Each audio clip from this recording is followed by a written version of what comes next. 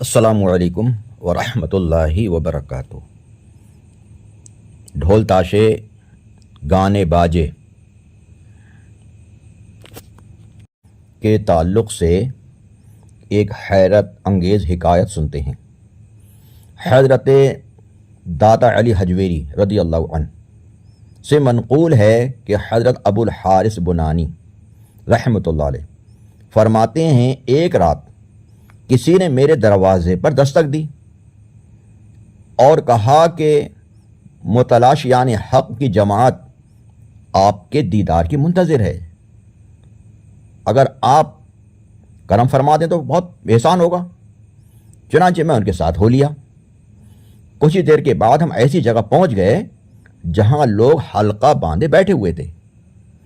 ایک بوڑھا شخص جو ان کا سردار معلوم ہوتا تھا، اس نے میری بہت عزت کی اور بولا، اگر اجازت ہو تو چند اشعار سن لیے جائیں۔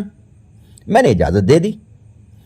دو آدمیوں نے نہایت سریلی آواز میں عشقیہ اور فسقیہ اشعار پڑھنے شروع کر دیے اور سب حاضرین مستی میں آ گئے اور طرح طرح کے نعرے بلند کرنے لگے۔ میں وہاں سے اٹھ گیا۔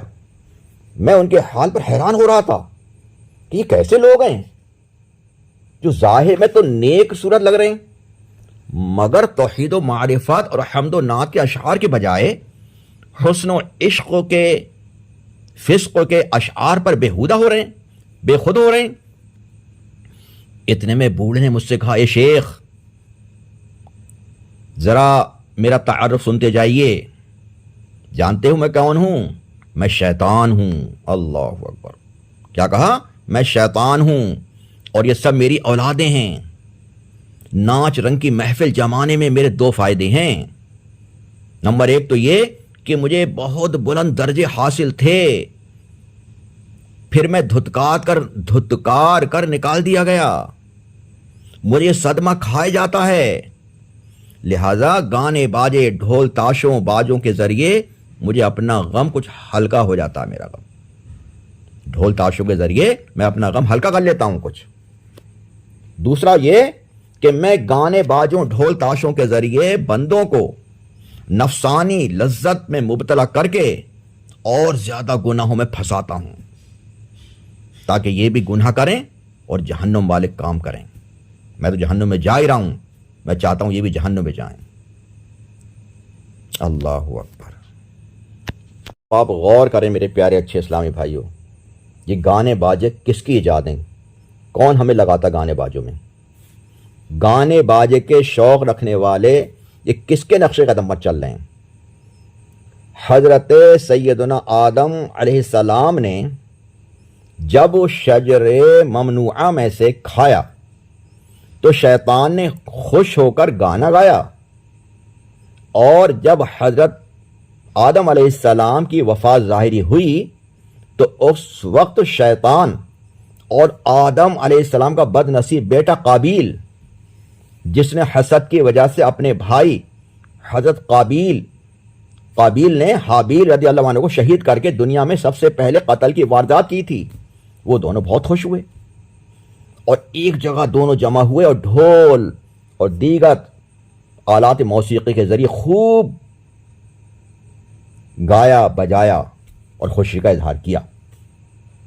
پیارے اسلامی بھائیوں، معلوم ہوا گانے باجے ڈھول تاشے یہ شیطان ملعون کی ایجاد ہے، اور گانے باجے سنانا ڈھول تاشے بجانا یہ شیطان کے نقش قدم پر چلنا ہے، اور مسلمانوں کو شیطان کے نقش قدم پر چلنے کی ممانعت ہے، منع کیا گیا ہے۔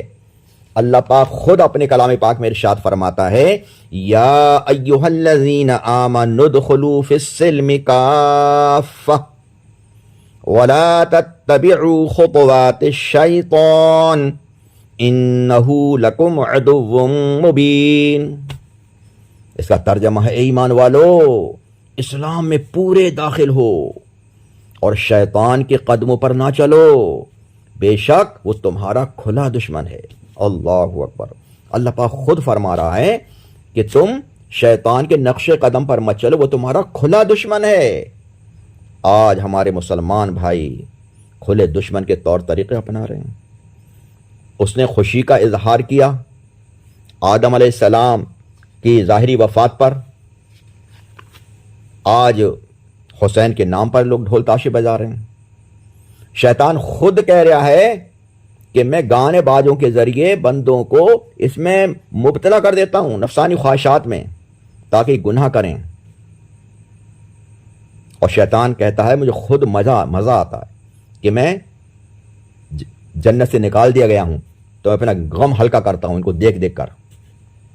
تو میرے پیارے اچھے اسلام بھائی باز آ جائیے، یہ ڈھول تاشے گانے باجے ہمارا کام نہیں ہے، مسلمانوں کا کام نہیں ہے۔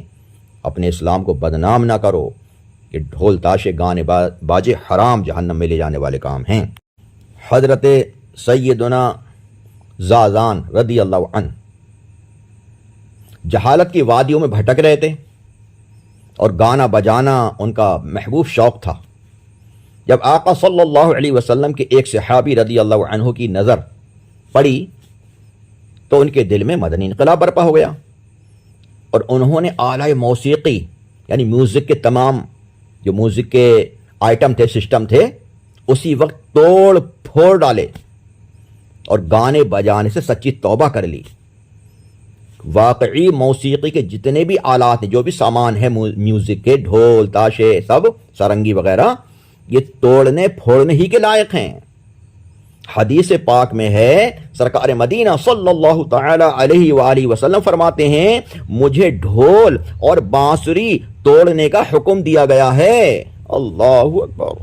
افسوس ہے اب مسلمانوں کے ضمیر مردہ ہوتے جا رہے ہیں، غیرت کی آنکھوں پر جہالت کے پردے پڑ گئے ہیں، حیا کا جنازہ نکل گیا، گناہوں پر ندامت، پچھتانے اور افسوس کرنے کے بجائے اظہار مسرت کیا جا رہا ہے۔ ڈھول تاشے گانے باجے کا گناہ اس قدر عام ہو گیا ہے کہ بچہ اس کا شیدا ہوتا جا رہا ہے، معاذ اللہ، استغفر اللہ۔ اگر ڈھول تاشوں گانے باجوں کی آواز آئے تو ہمیں کیا کرنا چاہیے، اس کے بارے میں سنیے۔ حضرت سیدنا نافع رضی اللہ عنہ فرماتے ہیں ایک بار میں حضرت سیدنا عبداللہ ابن عمر رضی اللہ تعالی عنہما کے ساتھ ایک راستے میں تھا کہ آپ نے باجے کی آواز سنی تو اپنی دونوں انگلیاں اپنے دونوں کانوں میں ڈال لیں اور اس راستے سے دوسری طرف ہٹ گئے، راستہ بدل دیا۔ پھر دور جانے کے بعد مجھ سے فرمایا اے نافع کہ اب آواز تو نہیں آ رہی ہے گانے باجے کی چیز کی، تم سن رہے کچھ؟ میں نے عرض کی نہیں۔ تب آپ نے اپنی انگلیاں اپنے کانوں سے ہٹائیں اور فرمایا میں رسول اللہ صلی اللہ علیہ وسلم کے ساتھ تھا تو آپ صلی اللہ علیہ وسلم نے بانسری کی آواز سنی تھی تو اسی طرح انہوں نے بھی اپنی انگلیاں کانوں پر رکھ لی تھیں، کان بند کر لیے تھے۔ اللہ اکبر۔ پیارے اچھے اسلامی بھائیو، دیکھا آپ نے سرکار مدینہ صلی اللہ علیہ وسلم صحابی، سنتوں کے آئینہ دار حضرت عبداللہ ابن عمر رضی اللہ عنہ موسیقی سے کس قدر نفرت کرتے تھے کہ آواز آنے پر اپنی مبارک انگلیاں ہی کانوں میں داخل فرما لیں، اور یہی نہیں بلکہ راستہ بھی بدل دیا۔ لیکن افسوس، صد افسوس، آج ڈھول تاشے گانے باجے سے کوئی نفرت کرتا بھی نہیں، کوئی کرتا بھی ہے تب بھی ان سنتوں پر عمل نہیں کرتا، بلکہ کھڑا ہو کر دیکھتا ہے، خوب سنتا ہے۔ تو میرے پیارے اچھے اسلام بھائیو، جو چیز گناہ ہے، جہنم میں لے جانے والا کام ہے، ہم اس کو کیوں دیکھیں، کیوں سنیں، کیوں آپ کھڑے ہوں؟ آپ نے دیکھا کہ پیارے آقا صلی اللہ علیہ وسلم اپنے کانوں پر انگلیاں رکھ لیا کرتے تھے، آواز آتی تھی۔